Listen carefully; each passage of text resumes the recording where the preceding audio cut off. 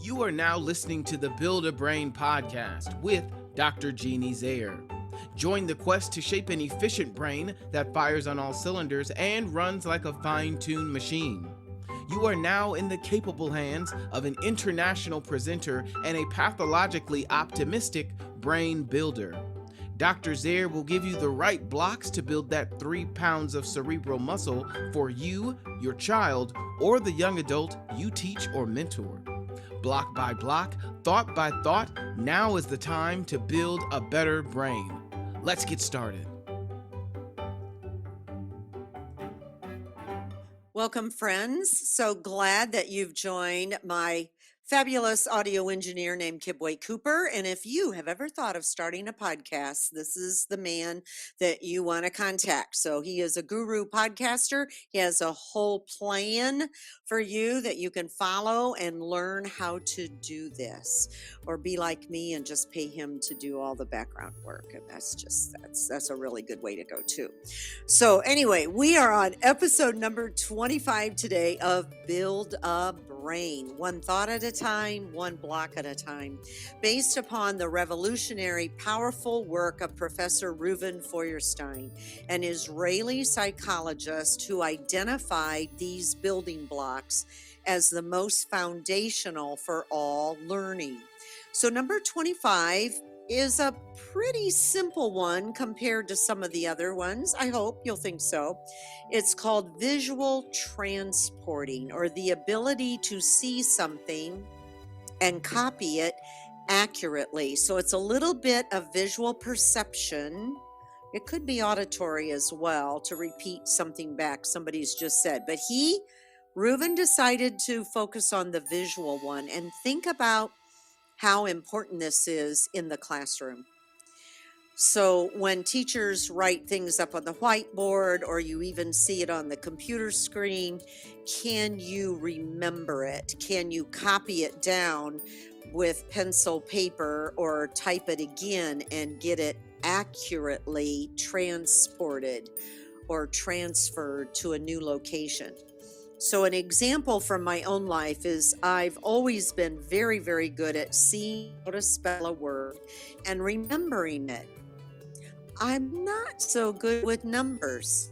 So if there's a phone number, I've got to always double check it, because it's not unusual for me to have flipped a couple numbers. I won't flip letters, but I'll flip numbers. So you can imagine how important this one is for kiddos in a classroom. Now, if you're seeing any other visual issues like squinting, laying their head on the desk and only writing like laying down on the side, they may be favoring one eye. You may want to go to a developmental optometrist. We only have one here in Fort Wayne, Indiana, Dr. Carl Myers. We refer our clients to him. If you want to build this idea, this thinking skill of visual transporting with young children, real easy. Start with playing games with them, like memory games. You know, there is a game called the memory game. So you turn over pictures one at a time, and as soon as you get two that match, you get to take them off the board. So playing that game with a 2 or 3-year-old, just narrow the number of cards. Maybe you only have 6 cards with 3 matches, and see if they can remember where they saw that card, and then they get the match. Almost all of the games that we play with children, board games, card games, dice games, there is some visual transporting or visual memory that is involved. So that's what we're trying to build here, is the ability to remember things that we have seen. And that usually is stronger for most people than things we hear. We're not real good about hearing someone's name. We talked about that on one of the other episodes, where you can remember their face, but you don't remember what their name is.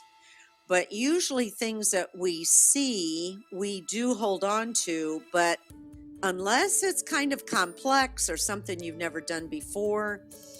So for example, with maybe a 4-year-old, another idea would be to draw a triangle and have them watch your hand move on the paper, and then have them try it. Can they see how you drew that triangle, and can they repeat it?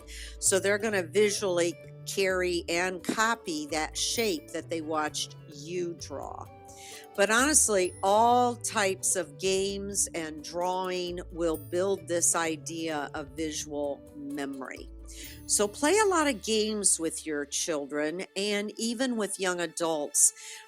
That's one of the recommendations we make here at the MindCAP Center. Parents will say, "Oh, do we have homework if our child comes here?"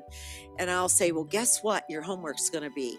You're going to have one night a week where you put all your cell phones turned off in a basket, and you're going to pop popcorn or order a pizza, and we want you to play games. Do you think you can handle that?" And so most families are really happy to hear that we advocate real 2 to 3-dimensional board games and strategy games where kids are getting their hands on things. Not that I'm against video games. There's great skills that are built in many of them as well that are all visual, but it's the recreating that has to be done almost 3D with paper, pencil, blocks, and games that involve my hands getting in there and rebuilding things. So I'm wondering, Kidboy, did your family play a lot of games when you were a kid? We did. There were a lot of us, and so all we did was play games. That's so cool. So what do you remember? Did you have any favorites? One of my favorite games to play was Monopoly. I was always very good at Monopoly. Kidding. Oh, so that's why you're a business guru, is because right. I get it now. Monopoly was our favorite. Chess was definitely a really fun one. And then Uno. I mean, we played Uno a lot, and we played it love from Uno. memory. Like, you would play a memory game, and we also played it as, the actual game. Yeah. So who taught you chess? Oh man, my dad taught me chess. The moves? Yeah, my dad taught me chess. Yeah. Interesting. My dad taught me too. And I wish I would have held on to it and built the strategy. But I kind of was impatient. I like games that played faster, and chess was, for me, too slow. Now I wish I played chess. And it's not too late. I could pick it up again.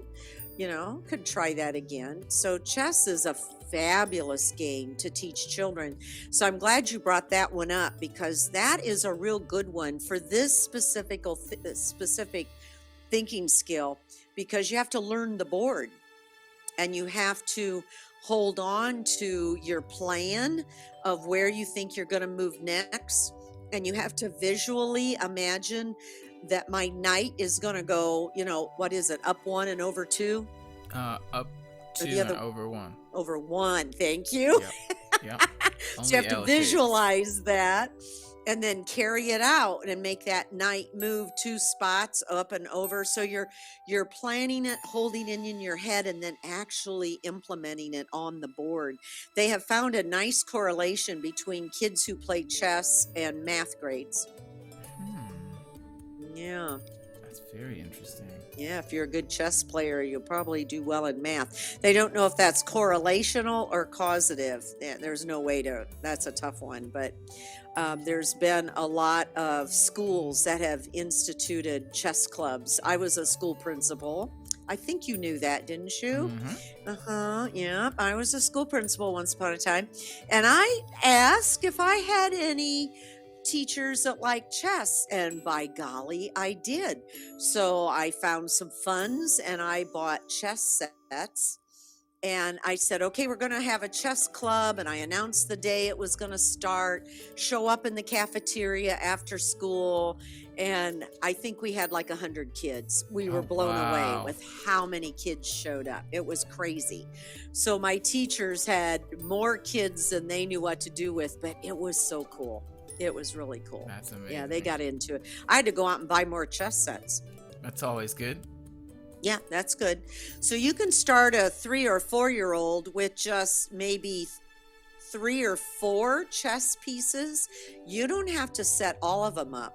Like put the king and the queen and maybe the bishops and 4 pawns That's a and really good start just idea. teaching, yeah, just a few moves at a time. And you can still play the game. You don't have to have all those pieces for, a young child to remember. And you can get them rolling with chess. So highly recommend it. All right, someday, Kidboy, we'll have to have a chess game. Oh yeah, I'm with it. All right, my friends. Well, that was visually Carrie. So work at drawing with your children, playing the memory game. And of course, as they get a little older, can they copy words over from the board to a paper and get all those letters in order and words in a sentence in order? Pretty simple and straightforward. And if possible, have your children learn how to self-evaluate their work instead of saying, Daddy, do I have this right? Mommy, is this right? Instead, turn that right around and ask, well, what do you think? Do you think it's right? So that's called mediation, which is the method of how we teach the Feuerstein method. We don't use direct instruction. We ask questions to help children become autonomous thinkers, meaning they think on their own. And you do that by good guided questions instead of always telling them what to do. You get them to think about it. So there you go. There is cognitive function building block number 25. Hope to see you on our next episode. Thank you, Kidboy. Thanks for listening to the Build a Brain podcast. If you're wanting to know more information on how to build a brain, please visit the website for the MindCAP Center in Fort Wayne, Indiana at www.mind-cap.org. That's www.mind-cap.org. Children and adults from across the United States and Canada have found the cognitive help they needed at the MindCAP Center. The specialized team is trained in all levels of the Feuerstein program and can literally help you or your child build a better brain. Thanks so much for listening. We'll talk to you next time.